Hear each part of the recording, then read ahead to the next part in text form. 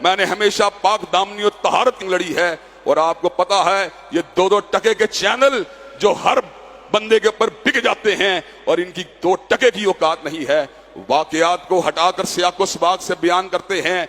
ये वाकया जिक्र नहीं कर रहे जो मैंने वहां अपने ये बात कही है कि बदकिरदारी का वाकया नहीं हुआ तो आप मौलाना को रिलीफ दें, और अगर बदकिरदारी का वाकया हुआ है तो हमें बतलाया जाए, हम आपके साथ हैं। हज़रात गिरामी कदर बात बिल्कुल वादे है, हमारी हमदर्दियां कभी मुजरम के साथ नहीं हो सकती।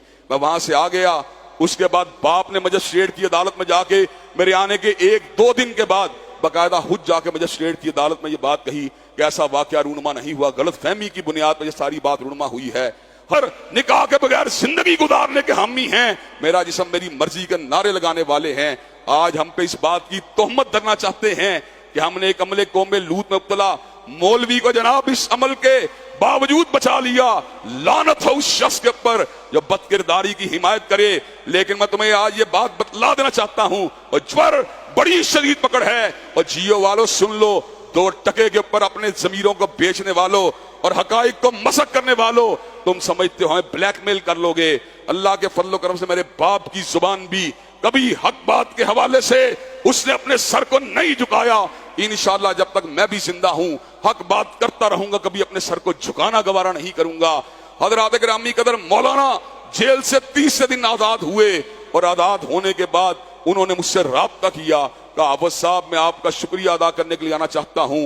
ये याद रहे मौलाना का ताल्लुक ना तो कुरान और सुन्ना मूवमेंट के साथ था, ना वो मेरे हल्का अहबाब में शामिल थे, ना वो मेरे रिश्तेदार थे। मौलाना तशरीफ लाए, बातों बातों में बात हुई। मैंने कहा मौलाना अभी भी जमीर पे एक चोट है, कसक है, तिश्नगी है, मौलाना आप बतला दीजिए मैं और आप तन्हाई के अंदर मौजूद हैं, क्या इस किस्म के वाक़े के अंदर कोई अलामत या कोई अंसर या आपकी तरफ से कोई पेश करने वाली बात मौजूद थी। मौलाना ने कुरान को उठा लिया और कुरान उठा के ये बात कहने लगे, हाफिज साहब अल्लाह की कसम मैंने बदकारी नहीं की, ना ही ये बात जो है कपड़े उतारने वाली दुरुस्त है। तो मैंने कहा वो बेगैरत और बेज़मीर लोग जो दीन को नहीं मानते, जो शरीयत को नहीं मानते, जो तहारत को नहीं मानते, जो तस्किये को नहीं मानते, उनके इल्जामात को दुरुस्त माना जाए या मौलाना के कुरान के हलफ को दुरुस्त माना जाए, जबकि कराइन भी शहादत दे रहे हैं। बच्चे का मुद्दई बाप भी जो है इस केस से विड्रॉ कर चुका है। लोग कहते हैं मैंने प्रेशर दिया है। मैं ये बात कहता हूं अगर ये बात साबित कर दी जाए कि मैंने बच्चे के बाप से हलवत के अंदर कोई गुफ्तगू की हो तो अल्लाह की कसम सारी जिंदगी मिंबर रसूल के ऊपर चढ़ना छोड़ दूंगा।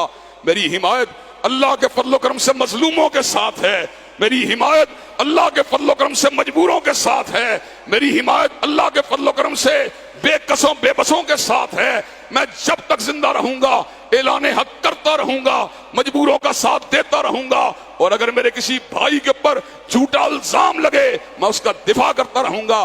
बकवास करने वाली औरतें और बकवास करने वाले मर्द कहते हैं गैर कानूनी परे पंचायत लगाए गए हैं। ये बात भी मैं आपको बतला देना चाहता हूं। पहली बात यह है जो वहां पे मजमा इकट्ठा किया वो बच्चे के बाप ने इकट्ठा किया, मुझे बुलाया, बच्चे के बाप ने बुलाया।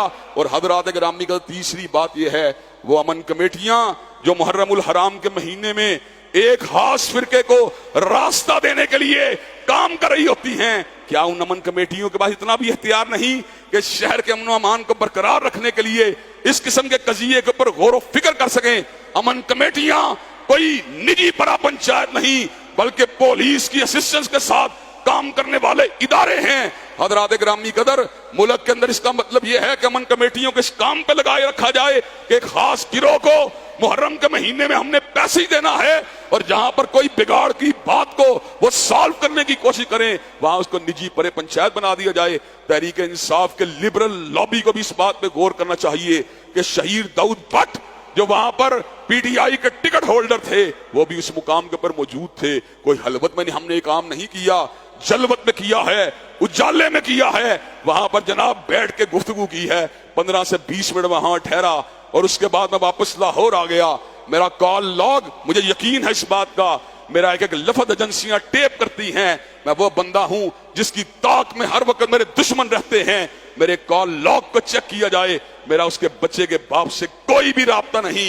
हजरात गिरामी कदर थूक फेंकनी चाहिए इन बेईमान मुनाफिकों के ऊपर जो एक मजलूम आलिम दीन को फकत उसके नजरियात की वजह से बदनाम करना चाहते हैं। और लानत हो ऐसे नशरियाती इदारों के ऊपर। इंशाअल्लाह जियो की हकीकत क्या है, मीर शकील रहमान फंसता है, कैमरा बेचते हैं, हाफिज साहब कोई आवाज उठाने के लिए तैयार नहीं, आप आवाज उठाएं, हम आवाज उठाते हैं।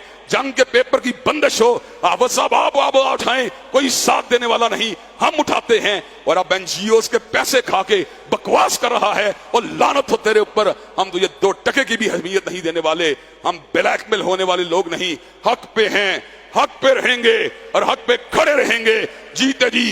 कभी भी समझौता हक के ऊपर नहीं किया जा सकता। हजरात गिरामी कदर, क्या आप इस हकीकत के ऊपर हमारा साथ देने के लिए तैयार हैं? इंशाअल्लाह इंशाअल्लाह। इन्नल्लाह यामुरु बिल अदली वल इहसान व